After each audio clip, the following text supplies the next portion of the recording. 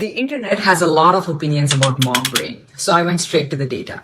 And this might be one of the coolest neuroscience papers I've ever read. Now, before I tell you what they found, there's something important to know. This wasn't a study of 100 women. It was one. And that's exactly what makes this study so unique. Researchers followed one healthy woman before conception, through pregnancy, and for 2 years after giving birth. They collected 26 MRI scans and repeatedly measured estrogen and progesterone using blood samples. This wasn't designed to tell us what happens in every pregnancy. It was designed to create the first detailed timeline of how the human brain changes throughout pregnancy. You might be wondering why only one? Because she was conceived through IVF. That meant researchers could scan her brain even before pregnancy even began. Something that's incredibly difficult in most studies. Instead of comparing one scan before pregnancy and one after, they watched the brain adapt in real time. As a data scientist, that's what immediately caught my attention. Researchers weren't testing intelligence or memory. They were measuring the brain itself. They tracked gray matter volume, cortical thickness, white matter, the communication highways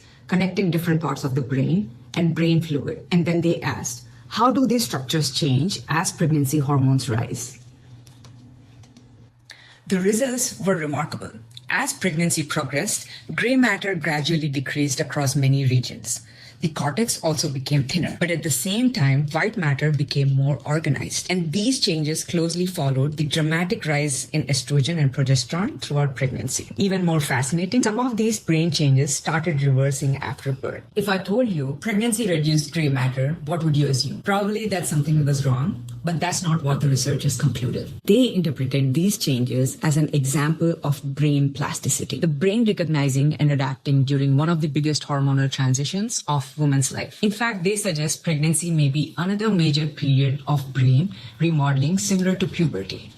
This is what fascinated me the most. For decades, pregnancy was treated as something complicated for neuroscience research. This study treated pregnancy as biology worth measuring. By following one person over time, instead of comparing two snapshots, researchers captured something we've never seen before. Sometimes the biggest scientific discovery don't come from studying more people.